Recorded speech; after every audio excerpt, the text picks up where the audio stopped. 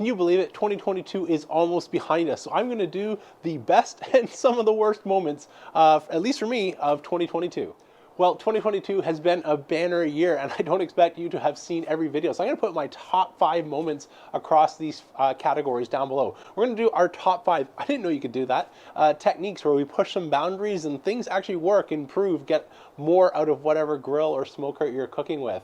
I'm also going to share some of them you can see behind and off to the side.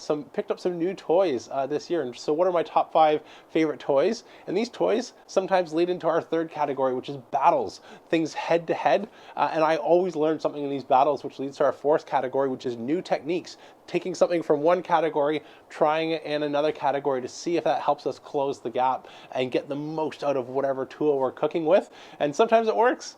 Sometimes it doesn't work, so that leads me to my 5th one, which is fails, the things that didn't go exactly as planned. And in case you didn't see them, I've tried to package as many of these learnings together in my latest 101 video, so I'll be sure to include those as well. So without further ado, let's get started with pushing the boundaries of the top 5, I bet you didn't know you could do that, techniques. So since we'll be going about 100 miles an hour today, I'll be sure to link down below videos where there's a full video that goes a little bit further into the technique, because this is just a quick flyby of some of those moments. But if you want to check it out, I'll put links down to all of these below.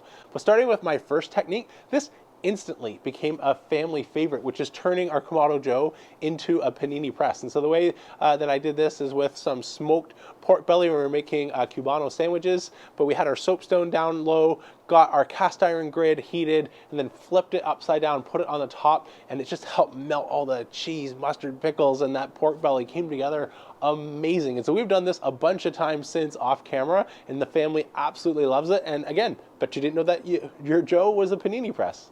Number 2 is cedar plank salmon, but elevated. Literally elevated, because we're hanging off of the dome in a vertical arrangement. And so while this may not have added that much different taste than a normal cedar plank salmon, the visual appeal and wow factor for guests was through the world. So if you haven't seen that one, I'll be sure to link it down below and check it out. But cedar plank salmon, elevated. Number 3, I suspect most of you've seen, but this is utilizing the ash drawer. So we've done a couple things with this in terms of starting off with, wood chips, wood chunks. If you're burning a nice hot double indirect fire, you can get away with that. And if you ever struggle with this, there's a few reasons that might be happening. Too much charcoal or not a hot enough fire, but you can always give it a little bit of a helping hand and use your torch to combust whatever you might be adding in there, whether you're adding in fresh herbs. So you want some herb smoke bombs, you want to throw those in the fire. That's been another technique. Or if you want to use the ash drawer for adding supplemental smoke, this has made a big difference. And I did this in my head-to-head battle with Al on that big green egg, and being able to access the fire and add smoke all day, whereas Al was locked and loaded with whatever he put in when he built the fire, made a big difference. So if you haven't tried it, be sure to add that to your to-do list for 2023. Number 4, unintended uses of the SloRoller. So anybody who comes from the Weber kettle scene is used to the Vortex. Well, the Vortex to me looks pretty similar to the base of the SloRoller. And so by removing that top portion, we essentially have a free Vortex that turns out some amazing chicken wings. But I also tested this a little bit further with my overtop chili, where we dropped in our X-ring, a Dutch oven down below, and it sort of recreated that SloRoller effect. And by going with a flatter versus a ball for our over-the-top chili, I turned out the best over-the-top chili that I've ever made. So both of these share in common using the SloRoller in a manner other than intended, and I absolutely love it. And my 5th and final sort of new technique is an old one, but also a new one. And so you've seen chicken wings before. I love cooking chicken wings in the basket, because just cooking over that live fire adds something. So when I got the brand new Kamado Joe basket, this is of course the first cook that I did, but there's something else here in terms of live fire cooking. I've also done my first ever low and slow cook on the Jotisserie. We cooked a rack of beef ribs low and slow directly over the fire. And even though we go to all this work sometimes, building up double indirect and indirect methods, there is just something about live fire cooking. You can run a nice small fire, it's open flames all the time, and the fat drippings coming down and hitting that and coming back up and imparting it into something like these beef ribs was fantastic. So I'll be sure to play around with more of this in 2023, and if you've got the chance, I encourage you to do the same. Now, let's move on to some of my favorite top 5 new toys. So when I started the year, sitting right here was a Kamado Joe Classic Series 3, which I eventually sold and bought with my own money a Big Joe Series 1. Now I did this for a couple reasons. First was practical. Having accessories, bespoke accessories for a classic and a Big Joe takes up a lot of space, especially if you have things like the SloRoller, the DoJoe, a Joe Tisserie ring, or even the Half Moons. They're not compatible with one another. And so by going to two Big Joes, I was able to free up a ton of space. And this is true whether you have two classics, two Big Joes, not that you need that much space, but you save a bunch of room. So I think the odd couple size, the perfect pairing, is something like a Big Joe and a Joe Jr., because again, you're getting a different use case, like being able to take the Junior elsewhere. But I absolutely have been blown away with how close I'm able to get the results in my Big Joe Series 1 to my Series 3. Played around with some new methods, which we'll cover a little bit later on, but that's got to be my first pick. The second one has to be my offset. I absolutely love this thing. I bought it a year ago in October, and the reason I did that is a benchmark. You can get sucked into a bit of a, kind of a group think and become really familiar with the tastes and flavors of one grill. But if you never go out and venture and sort of test that, does it really stand up, to the gold standard of the best in barbecue? I picked up one of these as a benchmark and a point of reference. Not only has it helped me find and test and challenge some of the assumptions that I have about how to cook and get the most out of either my Kamado Joe, I've also learned a ton about how to get even more out of that, and I've had a blast throughout the year. And I have a couple big plans to share with you early in the new year in terms of what's going to go on with my offset journey. Speaking of a live fire and live fire cooking, that brings me to my pizza oven. This again was another purchase that I picked up earlier this year, and I've been debating this for a long time because again, have a Kamado Joe, have an offset in terms of how much more incremental utility can we get. But I've absolutely fallen in love with the idea of a wood-fired oven. And I call it that versus just a pizza oven because there's so much more that this can do. Everything I've done, curries to beer braised sausages with brie to spatchcock chickens to, of course, pizza and many other things. In fact, right now you can't see it, but I am doing my first smoked pork shoulder to see if we can actually do a low and slow smoke in the pizza oven. I don't know the results yet, so you'll have to wait and see, but the pizza oven has been an absolute amazing addition. Let's move on to number 4. So this one belongs to the Acorn. So just like I've been hugely impressed with the fact that you don't need to spend top dollar to get amazing results. So a Big Joe Series 1 loaded out with all the accessories can come in less than half of a Big Joe Series 3. And the Acorn pushes this boundary even further, since I can pick up about 7 of them for the price of a Big Joe Series 3. Now, of course, I'm not going to argue, quality and lifetime warranty and all those other things. But if you're on the fence and just want to get started with Kamado cooking, this only costs a couple $100 and turns out amazing results given the price and the quality of the food that we're able to turn out. And so this is just like a happy moment in barbecue against pushing back against that consumerism or the pull to always have to spend the most amount of money, that something like the humble yet fully capable Acorn griller by Char Griller can turn out some amazing food. And last but not least, I called this earlier the product of the year, and I think it's absolutely true since I've gotten so much utility out of it. My favorite new toy is the pepper cannon. This has allowed me to go full bore on making my own rubs, and I'll be sure to put a link down below if you haven't seen that, my top 3 rub recipes I shared just about a month or so ago. Let's move on to our next category, which is head-to-head battles. So battles might not always be what seems on paper the fairest of fight, because you're comparing a specialty purpose-built item versus a bit of the jack of all trades. If you haven't heard me use this analogy before, one of the reasons I love Kamado style grills is they're like the sports utility vehicle of cars and trucks. You can get fuel efficient ones, you can get ones that haul the whole family, you can go off-road or sporty, but to say like the sporty SUV versus a purpose-built sports car or the utility versus a purpose-built truck, usually it comes up a little bit short. But every time I do one of these head-to-head battles, I've picked up something that helps me learn even more in terms of how to get more out of whatever grill I'm using. And so I absolutely love doing it. And I hope you love watching them, because I've got a couple exciting battles that you've been asking for planned for the new year. But starting with this year's battles, the first one that we've done a couple times is Big Green Egg versus Kamado Joe.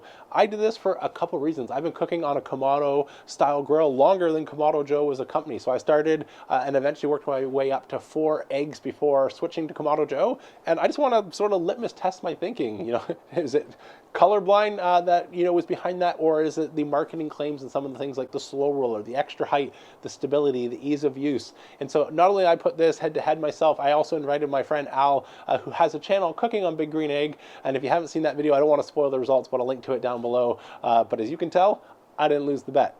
The second battle that I absolutely loved, and I mentioned earlier in some of my favorite products, but is the Acorn, versus the Big Joe. Because this, again, just really challenges that notion of walking into a barbecue store or shopping online and just saying, well, the most expensive has to be the best. And at 1/7 the price, the humble Acorn here has turned out some amazing results. Now we've been able to get a little bit more out of it by addressing some gaps, like adding felt and help sealing it up so it's a little bit easier to manage. But for 20 bucks, this has made a huge difference in terms of being an amazing starter grill. Next has been sort of my Series 1 versus Series 3. So the big difference, and this is originally what drew me in, is the Series 3 grows about 4 inches in height, gets a 3-tier divide and conquer rack, and it also comes with the SloRoller, that hyperbolic smoke chamber. And so I've been able to close that gap significantly by going double indirect, by using my heat deflector plates as well as the pizza stone. But I found out I could actually pull off double indirect with the SloRoller accessory in Series 1 by putting my deflector plates down low, a SloRoller, then I can fit a drip tray in my cooking grids, and this makes it almost indistinguishable for a fraction of the price. So I wanted to answer the question, does the SloRoller work? And every test I've done, it's come out ahead. So I think absolutely, yes, it works. But do you need to spend top dollar versus adding it to a Series 1 or 2? I think you can get pretty darn close with a Series 1, Series 2, and I've just learned a ton between both grills and getting the most out of them from these head-to-heads. Number 4, this is the one that keeps me up at night. That is my offset versus the Kamado Joe. They all cook with the same properties, whether it's our conduction heat of our food sitting on a hot grill. Kamado has a lot of that. Offset has very little. Our radiant heat, Kamado has a lot of that. Offset has very little, but convection and smooth, sort of fast-moving, clean-burning smoke is the strong suit of the Offset. And so this has been challenging me to try and find ways to get more convection out of my very energy-efficient grills, whether they be the Acorn, the pizza oven, or the Kamado Joe. And I've got a ton in store in the new year. But I think these head-to-heads are really valuable because it's an honest assessment. Where are we? What are we good at? And what can we improve? This is not to forget for a second the convenience. I can go to the gym and out all day and cook something on my Joe, whereas when I'm cooking on my Offset, that's a fully committed day in terms of help managing the fire, which is a lot of fun, but you're definitely staying nearby. So let's move on to our last one, which is the pizza oven versus the DoJoe. So the DoJoe for a couple $100 on top of a grill you already have. I love that. When you already have one grill, instead of needing to go buy a separate dedicated oven of sorts, you can, for a couple $100, get even more out of it, and the DoJoe does a great job. But when I put it head to head against my pizza oven, again, it was a little bit like fighting with one arm behind your back, since I went with charcoal as you're supposed to in the Kamado Joe, stayed below the maximum allowed 700°F, where my pizza oven has no such restrictions. So we were burning wood up to 900 degrees, and for the first head to head, it was a bit of a smackdown.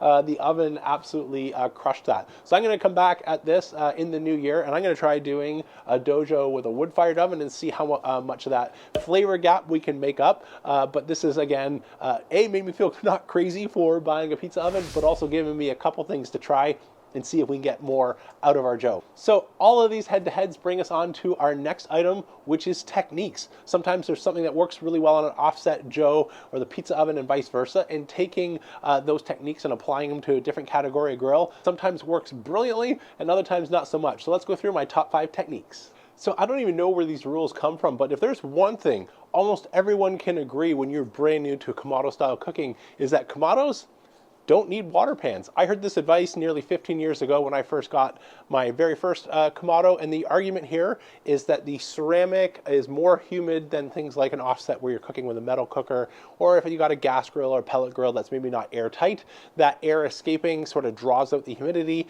and you might need a water pan to sort of offset that difference.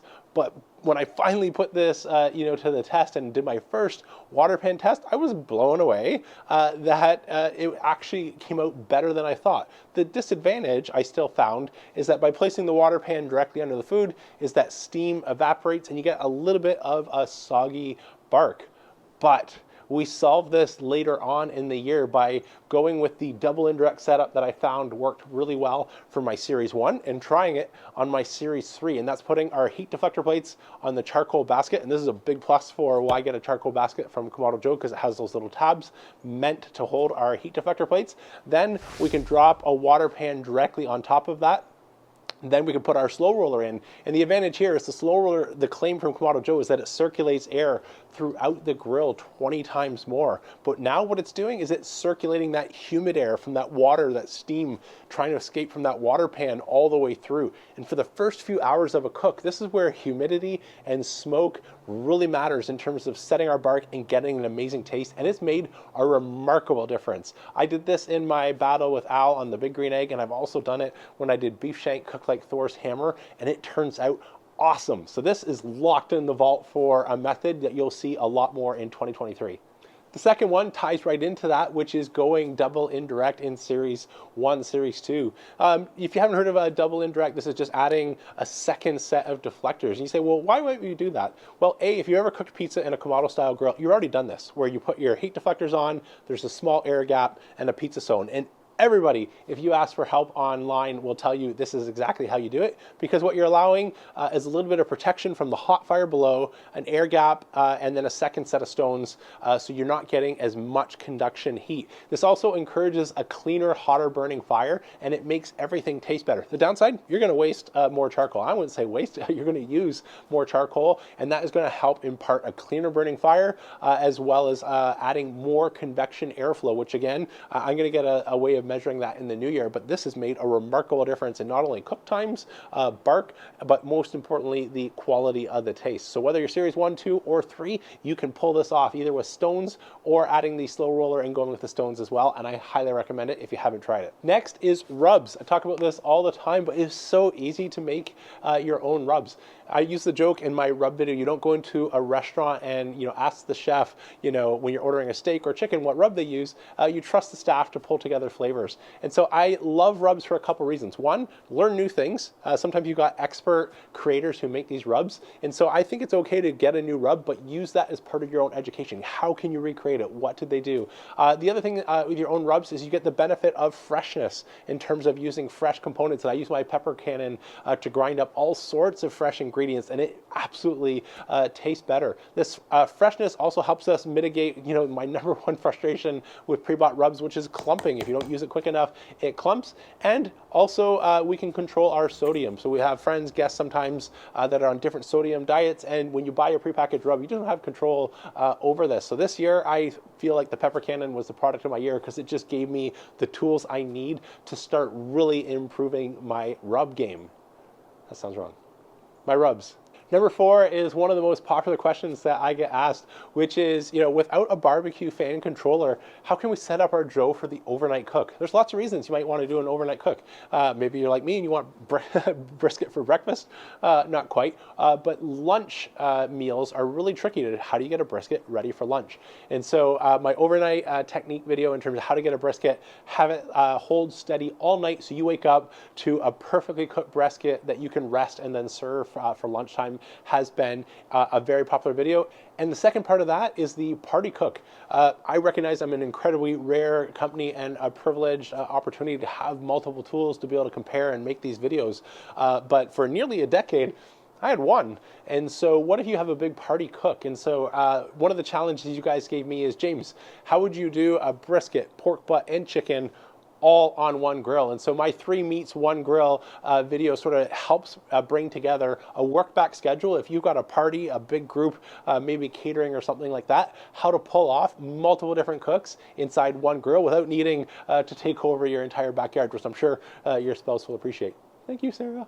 And last but not least, number 5 is showing some love here for the Junior. I love the Junior for its portability, but it's been left behind from some of the innovations on the newer Series 3 models in terms of high heat gasket material, airlift hinge, SloRoller, control tower top. But we are able to retrofit 2 things that worked out surprisingly well. The first is the top of the SloRoller from a Kamado Joe Classic. This actually helped turn out a much better result for low and slow cooking in the Junior. I think I got one of my best smoke rings ever doing this. But buying a SloRoller for the Kamado Joe Classic series and only using the top seems like a bit of a waste of money. So the second adaptation of that is what I always recommend, is just start with a pizza stone, or in my case, the soapstone, and that gave me a double indirect, and I was able to burn a much hotter fire, get a much better tasting result. And typically where there is a bit of a flavor difference between the Junior and the Big Joe, and just in terms of how much wood and charcoal we can burn, this closed the gap significantly. So not only did we not forget the Junior in 22, we won't forget it in 23 either. And double indirect in the Junior, 2 thumbs up.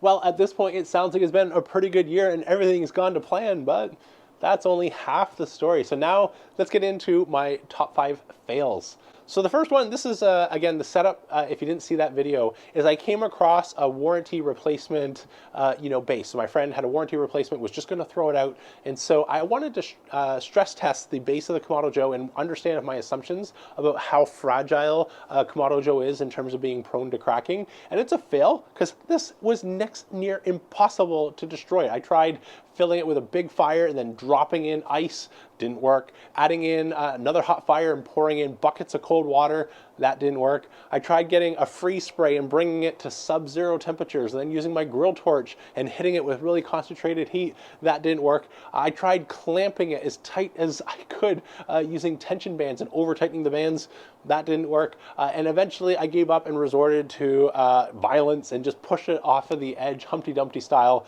And so we got like a 4 or 5 foot fall onto its side, and eventually was able to crack it.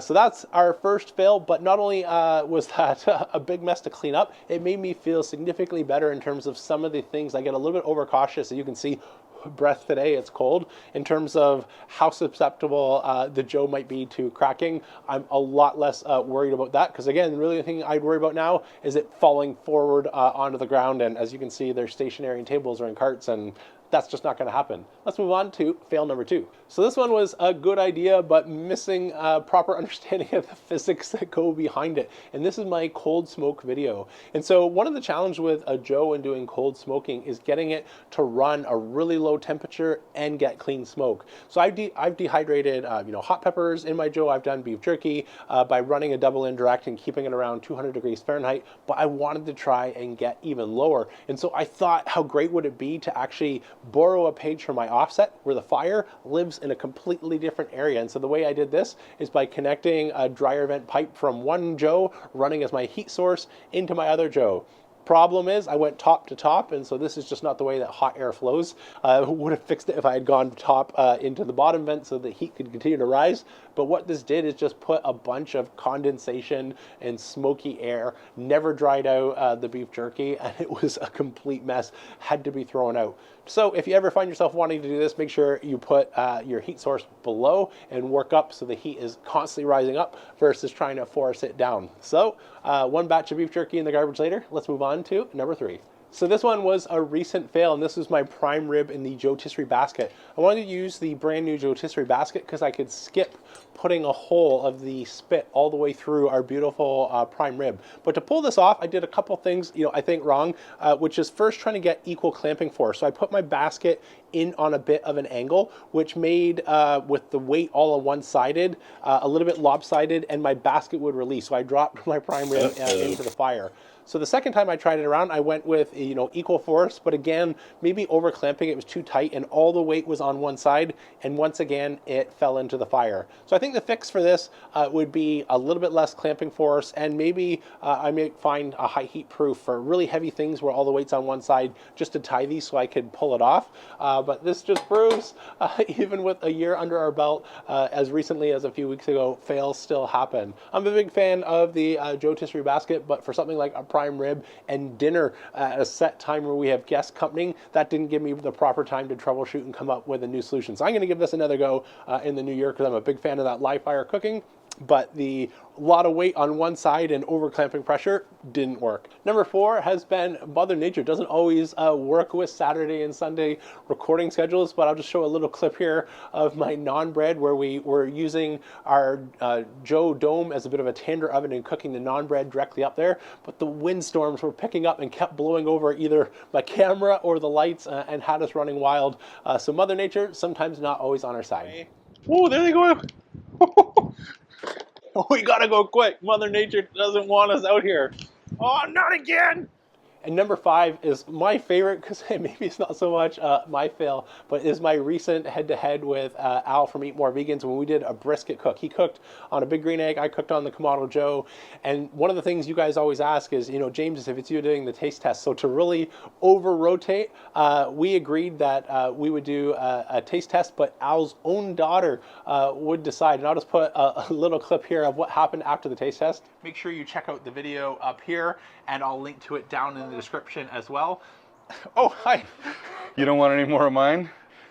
You want the best one? All right, that's okay. Go ahead. That's it for today. I'm James from Smoking Dad BBQ. So that filled my heart with so much joy. I'm still beaming to have someone's own kin come and disown their father in front of the camera for you all to enjoy, and me to live in memories for years to come was a lot of fun. So without further ado, now let's go to our last category, which is, if you haven't seen them, some of my top 101 methods if you plan to cook any of these proteins in the new year. So if you're brand new, I'm also going to list these in the order that I think you should try them. I'm going to start with pulled pork. I'm picking pulled pork because it's incredibly versatile and it has a bunch of forgiveness baked right in. And so for your first cook to get confidence and also understand how to use your grill, this is an awesome recipe to do. So my pulled pork 101 this year turns out an awesome recipe, and includes everything you need to know: how to set up your grill, how to prepare an amazing sauce, and how to wow your guests. Whether you're a rookie or you've done this 100 times, there'll be something in there for you. Number 2 and 3 are staples, which is chicken and steak. And so we did our chicken spatchcock style with an Alabama sauce, optional but highly recommended. And the steak, we've done a couple things. I've done earlier this year a bourbon seared steak, and this steak was sort of a sear sauce, which is using a bit of mayonnaise, garlic, red wine vinegar, salt, pepper. But this turns out an amazing steak. So we build layers of flavor, everything from our salt dry brine to our umami binder with some truffle hot sauce, to then adding a bit of smoke, and then we've got our sear and everything coming together. So this 5-layer steak crust is still hands down one of my absolute favorites. Number 4 is a Thai. It's ribs, but it's 2 different types of ribs. So we've got 2 different 101s here, which is pork ribs as well as beef ribs. Pork ribs, whether they're baby back or St. Louis, are really awesome to turn out on the Joe. So there's 101 for each of that. And beef ribs, I sort of suggest doing before tackling brisket. It's very similar to brisket, one of my favorite cuts of beef, but unlike brisket, it comes with nature's heat shield built right in, and it is far more forgiving. If you've never tackled brisket, I would suggest start with beef ribs. You're going to get that brisket experience with a lot less anxiety. It's a smaller cook in terms of total time, and it turns out an amazing result. And of course, saving the best for last is brisket. And when I first started at this is the type of thing that I would cook maybe a brisket once a year, if that. It was really stressful, it's really expensive, and it's gotten even more expensive. And so being fortunate enough to be cooking, you know, a couple dozen of these throughout the year, I think at this point, I put all of my latest tips and tricks into one Brisket 101 video that'll make it, whether you've cooked 1 or 100, you could turn out a winner every time. So thanks so much for your support, hanging out, commenting, watching videos, and being part of the community. I started this channel as a resource for you because I was getting the same questions from friends that I remember I had nearly 15 years ago when I started, and I took a chance that some of you might have the same questions, and you guys have responded